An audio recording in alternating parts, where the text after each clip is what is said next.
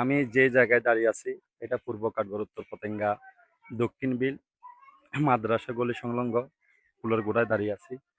এখানে দেখতে পাচ্ছেন আমাদের পাশে একটা বিরাট খাল। অনেকদিন যাবৎ এই খালের সংকটের কারণে আমাদের ঐতিহ্যবাহী দক্ষিণ বিলে আগে অনেক ক্ষেত খামারি হতো, মানুষ ওইখান থেকে জীবিকা অর্জন করত।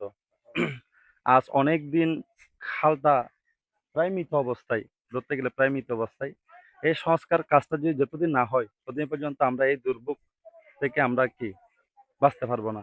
বর্ষাকালে এখানে অনেক পানি হয়ে যায়, অনেক ভারী ঘরের মধ্যে পানি হয়ে যায়। এই খালটা যদি ভালো করে সংস্কার করা হয়, এই কালভার্টটা যদি সংস্কার করা হয়, তাহলে আমরা এই দুর্ভোগ থেকে বাঁচবো ইনশাল্লাহ। খাল্লো আর বেশি জরুরি। এই খাল্লো নইলে আর জলবদ্ধ তারা ঢুকি যায় কি আর হিন্দুকে গার্ড ওয়ার দরকার। খাল্লো পরিষ্কার করে দেন। আমাদের দীর্ঘদিনের একটা সমস্যা এই খাল। এটা হলো একটা খাল না, সমতল ভূমি, এটা বোঝা যাচ্ছে না।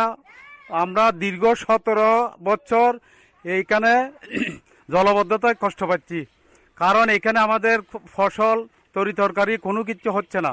এই জলবদ্ধতার জন্য আমরা ঘর বাড়িতে বসবাস করতে পারছি না। সামান্য বৃষ্টি হলে আমরা এই জলবদ্ধতায় আমরা হয়ে যাচ্ছি, পুরা ঘর লন্ডভন্ড হয়ে যাচ্ছে পানির মধ্যে। আমরা এর প্রতিকার চাই। আজকে প্রায় 20-25 বছর পর্যন্ত এই খালটা কোনো শাসন হয় নাই।